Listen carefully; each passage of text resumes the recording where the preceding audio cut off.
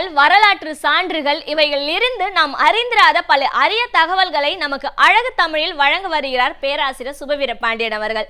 நம் வீடியோலே வாணிஜன் அடுத்த பகுதியாக வரவிருப்பது ஒன்றே சொல் நன்றே சொல்.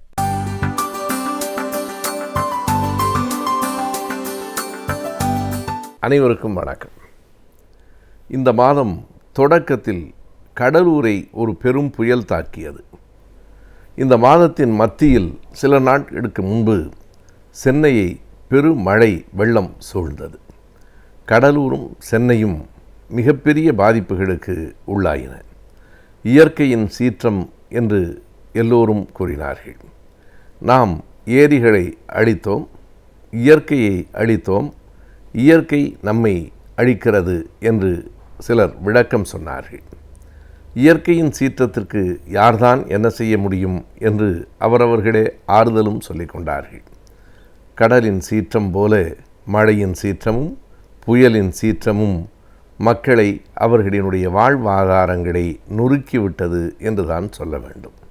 ஆனால் இந்த சிந்தனைகளுக்கு நடுவே ஒரு நாளேடு கொன்றது மழை அல்ல என்னும் தலைப்பில் ஒரு கட்டுரையை வெளியிட்டிருக்கிறது. பத்திரிகையாளர் சமஸ் அந்த கட்டுரையை எழுதியிருக்கிறார். கொன்றது மழைதான் என்று எல்லோரும் கருதி கொண்டிருக்கிற வேளையில் கொன்றது மழை அல்ல என்று அந்த கட்டுரையை அந்த நாளேட்டில் அவர் வடித்திருக்கிறார். கொன்றது மழை இல்லை என்றால் வேறு யார் என்று நமக்கு கேள்வி வருகிறது. மிகச் சரியான ஆதாரங்களை அந்த கட்டுரையிலே அவர் சொல்லியிருக்கிறார். திடீரென்று மழை வந்துவிட்டது, யாரும் எதிர்பாராமல் வந்துவிட்டது என்றெல்லாம் இனி நாம் சொல்ல முடியாது. அறிவியல் வளர்ச்சியின் அடிப்படையில் 10 நாள்கள் 15 நாள்களுக்கு முன்பே இது பற்றிய செய்திகள் துல்லியமாக கணிக்கப்பட்டு நமக்கு சொல்லப்படுகின்றன.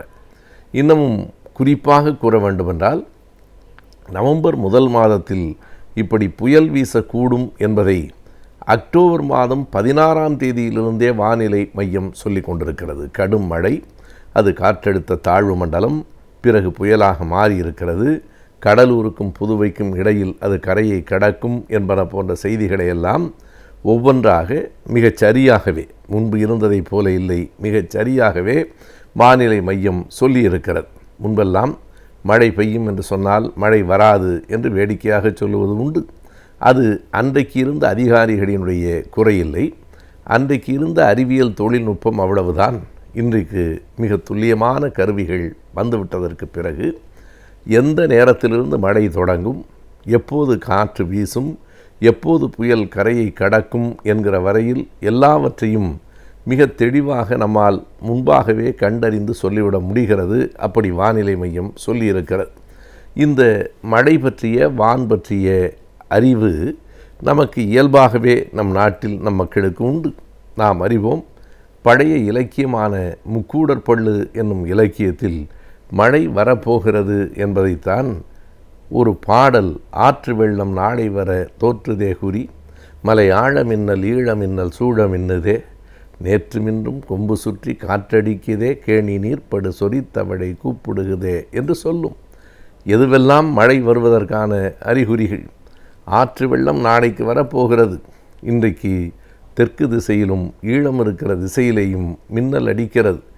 கேணியிலே இருக்கிற தவளை குரல் எழுப்பி கொண்டே இருக்கிறது. இவையெல்லாம் மழை வருவதற்கான அறிகுறிகள் என்று நம்முடைய பாடல் சொல்லுகிறது. ஆனால் 400 ஆண்டுகள் 500 ஆண்டுகளுக்கு முன்னால் எழுதப்பட்ட இலக்கியம் அது என்பதனாலே நாளைக்கு மழை வரப்போகிறது என்பதைத்தான் இன்றைக்கு சொல்ல முடிந்தது. ஆனால் இந்த கடலூரில் வீசிய புயல் பற்றி அக்டோபர் மாத மத்தியிலேயே இப்படி ஒரு புயல் வரக்கூடும் என்றும், கடுமையான மழை இருக்கக்கூடும் என்றும், பிறகு இந்த தேதியில் புயல் அடிக்கும் என்றும், இவ்வளவு விரைவாக காற்று வீசும் என்றும் எல்லா செய்திகளும் சொல்லப்பட்டன. அதுபோலத்தான் சென்னையிலும் மழை திடீரென்று ஒரு நாள் பெய்துவிடவில்லை. அதற்கு முன்பாக 15ஆம் தேதி அன்றைக்கு மழை கொட்டியது என்று சொன்னால் ஏறத்தாழ 10-11ஆம் தேதிகளிலேயே மழை வரப்போகிறது என்கிற அறிவிப்பும் எச்சரிக்கையும் விடப்பட்டதற்கு பிறகு ஓர் அரசு என்ன செய்திருக்க வேண்டும் என்பதைத்தான் அந்த கட்டுரை கேள்வியாக எழுப்பியிருக்கிறது. வேறு ஏதேனும் அரசுகள் அப்படி செய்திருக்கின்றனவா என்பதற்கும் அந்த கட்டுரை மிகச் சரியான விடையை நமக்கு தந்திருக்கிறது. 2 ஆண்டுகளுக்கு முன்னால் பாயிலின் என்று ஒரு புயல் வீசிற்று.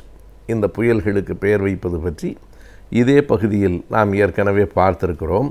அந்த பாயிலின் புயல் பற்றிய அறிவிப்பு வந்தவுடனே அது ஒடிசா மாநிலத்தை தாக்கும் என்று சொன்னவுடனே ஒடிசாவினுடைய மாநில முதலமைச்சர் உடனடியாக தெருவுக்கு வந்து போர்க்கால நடவடிக்கைகளை எடுத்து அந்த மக்களை காப்பாற்றினார். ஐக்கிய நாடுகள் அவையே அந்த நடவடிக்கைகளை பாராட்டியது என்பதை நாம் அறிவோம். அந்த செய்திகளையெல்லாம் அந்த கட்டுரை தேதி வாரியாக நமக்கு தருகிறது. அரிய ஒரு செய்தி என்ன என்றால் 11,50,000 மக்கள் அந்த இடத்திலே இருந்து வேறு இடத்திற்கு குடிபெயர்க்கப்பட்டார்கள். இது ஒரு மிகப்பெரிய மக்கள் வெளியேறிய ஒரு நிகழ்ச்சி. 13 லட்சத்திற்கும் மேற்பட்ட மக்கள் இடப்பெயர்வுக்கு ஆளானார்கள். அவர்களை முன்கூட்டியே அவர்களின் வீடுகளில் இருந்த கால்நடைகளையும் சேர்த்து அரசு கவனமாக அந்த இடத்திலே இருந்து அப்புறப்படுத்தி விட்டது. எனவே 100 கணக்கில் அல்லது 1000 கணக்கில் நிகழ்ந்திருக்கக்கூடிய உயிர் சேதம் வெறும் 25, 29 என்கிற அளவில் நின்று போயிற்று. ஆனால் அந்த அளவுக்கு கடுமையான ஒரு புயல் என்று கடலூரில் வீசிய ஒன்றை நாம் சொல்ல முடியாது. காரணம், இது புயலே இல்லை, இது காற்றழுத்த தாழ்வு மண்டலத்தினுடைய அதனுடைய வீச்சு தான் என்று வானிலை மையம் சொல்லுகிறது. ஆனால் இங்கே ஒடிசாவிலே நடந்ததை விட உயிர் பலி கூடுதலாக ஆகியிருக்கிறது. இங்கே மக்கள் முன்கூட்டியே இடப்பெயர்வுகளுக்கு ஏற்பாடு செய்யப்படவில்லை. இங்கே கரைகள் கட்டப்படவில்லை, கண்மாய்கள் தூர்வாரப்படவில்லை.